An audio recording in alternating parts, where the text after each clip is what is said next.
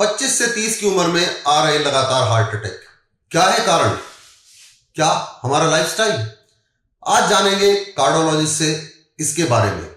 नमस्कार दोस्तों, मैं हूं प्रवीण शर्मा और आप देख रहे हैं आपका खास पॉडकास्ट। आज हमारे साथ मौजूद हैं कार्डियोलॉजी पर बात करने के लिए गुरुग्राम के मशहूर cardiologist doctor Ashish Gupta. Doctor साहब, आपका बहुत बहुत स्वागत है हमारे प्रोग्राम में। बहुत बहुत धन्यवाद प्रवीण जी, मुझे बुलाने के लिए। डॉक्टर साहब, पहला सवाल यही रहेगा जो मैंने अभी कहा कि आजकल युवाओं में हार्ट अटैक के मामले लगातार बढ़ रहे हैं, तो क्या इसका कारण आप मानते हैं? अगर मुझे दो शब्दों में कहना हो कि क्या कारण है, तो मैं बोलूँगा खराब लाइफस्टाइल। आज के युवा के अंदर हैबिट्स जैसे smoking, excessive alcohol intake, chronic level of stress, चाहे वो व्यक्तिगत तौर पे हो, कार्य के क्षेत्र में हो, और इन्हीं कारणों से एक्सरसाइज का ना होना, खाने पीने पे ध्यान ना रखना, और ये सब चीज़ें क्या कर रही हैं, युवाओं को 25 से 35 साल की उम्र में ही high blood pressure, high cholesterol और डायबिटीज जैसी बीमारियों से एक्सपोज कर रही हैं, जिसकी वजह से मिलजुल कर हार्ट की प्रॉब्लम आज से 10-15 साल पहले 50 साल के बाद होती थी, हम देख रहे हैं कि आजकल 35-40 साल की उम्र इस हार्ट प्रॉब्लम के लिए सबसे कॉमन एज ग्रुप हो गया। डॉक्टर साहब, दूसरी चीज जो मैं आपसे पूछना चाहूंगा, अक्सर लोग फिटनेस पे बहुत ध्यान देते हैं, जिम जाते हैं। जी जी। तो आजकल हम देख रहे हैं कि जो लोग फिटनेस पे ध्यान देते हैं और जिम भी जाते हैं, उनको भी हार्ट का खतरा लगातार रहता है। बहुत ही अच्छा आपने प्रश्न किया है प्रवीण जी। फिट एहसास करना कि मैं फिट हूं और एक्चुअली फिट होना, इन दोनों में बहुत डिफरेंस है। जो लोग जिम जा रहे हैं, ये बहुत अच्छी बात है कि वो व्यायाम करते हैं, पर बहुत सारे ऐसे लोग हैं जो जिम तो जाते हैं पर साथ में स्मोकिंग करते हैं, जो जिम तो जाते हैं पर उन्होंने अपने कोई टेस्ट नहीं कराए हुए। तो ऐसे लोग हमेशा एक्सपोज रहेंगे हार्ट प्रॉब्लम से। एक्सरसाइज करना हार्ट डिजीजेस को कम करता है, पर उसके साथ जो बाकी के रिस्क फैक्टर्स हैं, उनके बारे में पता रखना, रेगुलर चेक्स करा के और अपनी हैबिट्स को इम्प्रूव रखना, आई थिंक ये करने से हम इंश्योर कर सकते हैं कि जिम जाने वाले व्यक्तियों को तकलीफ ना हो। ये तो डॉक्टर साहब आपने बताया कि किस तरह से होता है। क्या जब हार्ट अटैक या हार्ट से संबंधित बीमारी शरीर में दस्तक देती है, तो किस तरह के सिम्टम्स जो है वो बॉडी में महसूस करे इंसान, जाने कि मुझे ये प्रॉब्लम होने वाली है? जी, देखिए, हार्ट अटैक दो प्रकार से प्रेजेंट कर सकता है।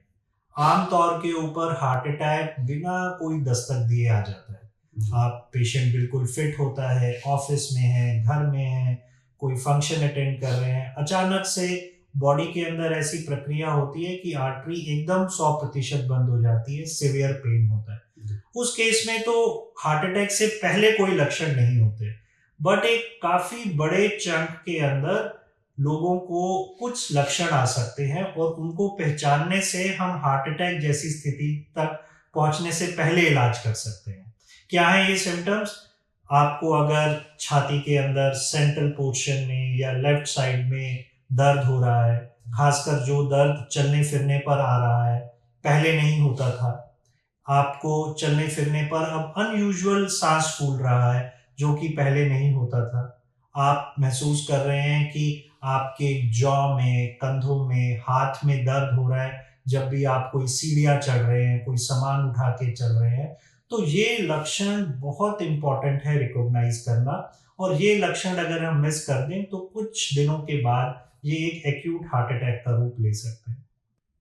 डॉक्टर साहब, ये तो डॉक्टर साहब ने आपको लक्षण बताए हैं और इनको आप ध्यान से सुनिए, क्योंकि मामला दिल का है, तो इसको जरा गौर से सुनिएगा और नोट करके भी रखिएगा। और डॉक्टर साहब, अगला सवाल, कुछ ऐसी क्या रोजमर्रा में कुछ ऐसी आदतें अपनाएं कि जो इसका खतरा कम हो सके डेली लाइफ में?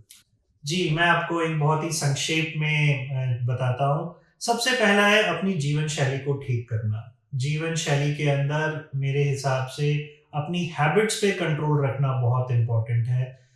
मेरा मानना है कि यंग लोगों में 30-40 साल की उम्र के अंदर स्मोकिंग एक ऐसा रिस्क फैक्टर है जो यंग लोगों के अंदर क्लॉटिंग की टेंडेंसी को बहुत बढ़ाता है, जिससे कि हार्ट अटैक होता है।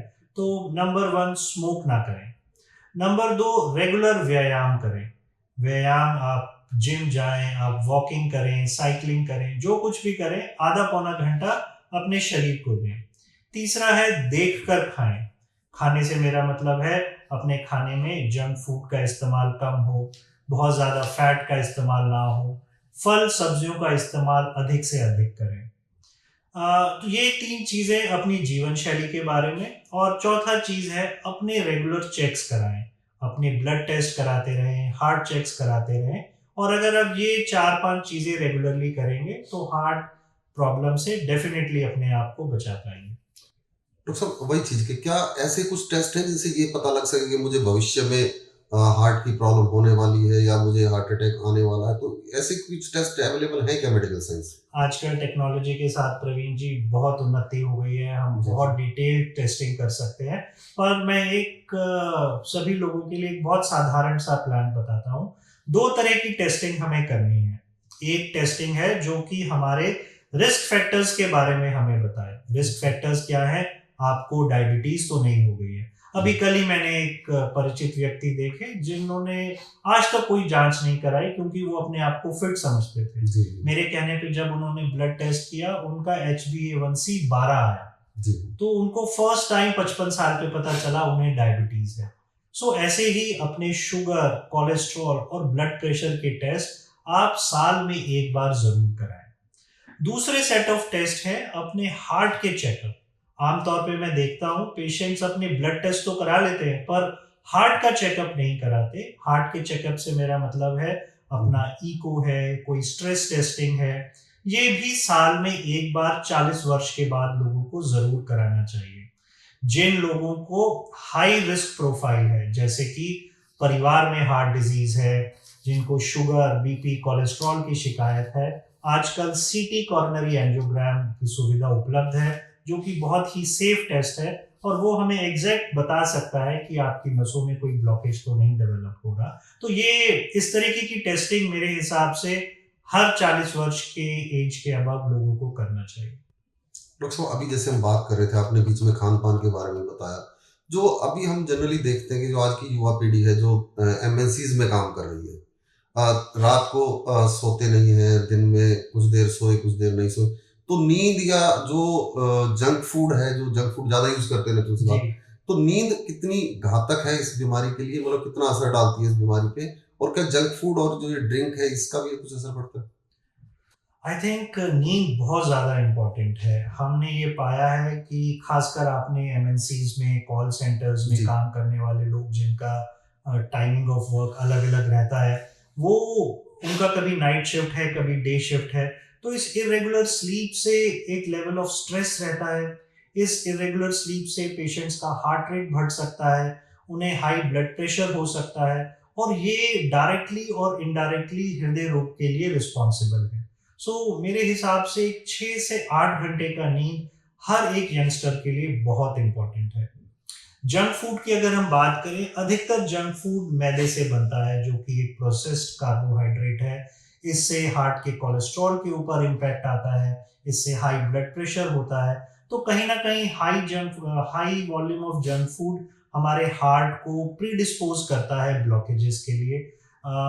मेरा एक सुझाव है कि जो भी जंक फूड खाएं, इटालियन है, स्ट्रीट फूड है, आजकल सब चीजें वीट बेस के अंदर मिलती हैं, तो मैदे की बजाय वीट बेस पर जाएं, उससे आपको काफी प्रोटेक्शन मिलेगी। हाँ, पूरी तो नहीं लेकिन कुछ तो प्रोटेक्शन जितना प्रोटेक्शन हम दे सकते हैं वो लें। और ऐसा भी नहीं है कि जंक फूड बिल्कुल ही नहीं खाना है, पर हम देखते हैं कि दिन में भी खा रहे हैं, रात को भी खा रहे हैं, वर्क फ्रॉम होम है तो लगातार वही खा रहे हैं। इसको डेफिनेटली रोकना चाहिए।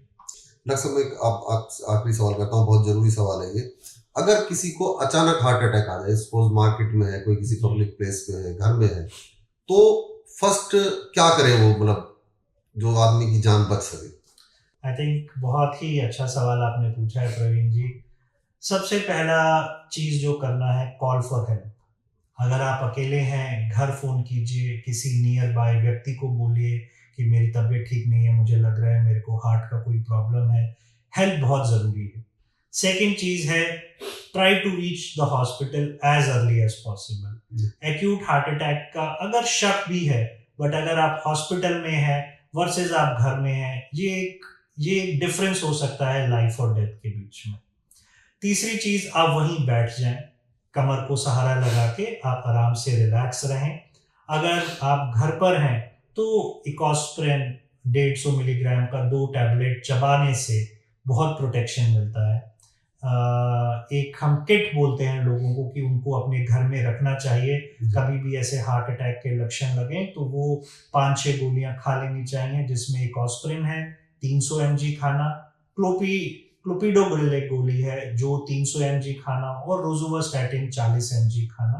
अगर ये 5-6 गोलियां हम इकट्ठी ले लें तो हमें काफ़ी प्रोटेक्शन मिलता है, हमें समय मिलता है कि हम हॉस्पिटल तक सेफली पहुंच जाएं। और इनफैक्ट ये वही गोलियां हैं जो हम पेशेंट्स को देते हैं जब वो हार्ट अटैक के साथ फर्स्ट हॉस्पिटल में एंटर करते हैं। तो I think calling for help, resting calmly, and अगर अवेलेबल हैं तो ये मेडिसिन का प्रयोग, और इसके बाद जितना जल्दी हो सके पास के हॉस्पिटल में पहुंचना, ये चीजें करने से हम हार्ट अटैक से अपने आप को सेफली हॉस्पिटल तक ट्रांसपोर्ट करा सकते हैं।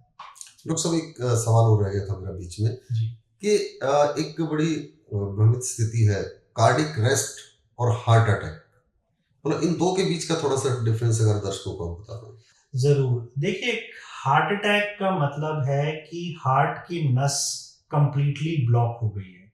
ये लेमैन भाषा में हार्ट अटैक का टेक्निकल एक्सप्लेनेशन है जी। उस नस के बंद होने से आपका ब्लड सप्लाई हार्ट को नहीं जा रहा, हार्ट मसल डेड हो रहा है और उस वजह से आपको दर्द हो रहा है।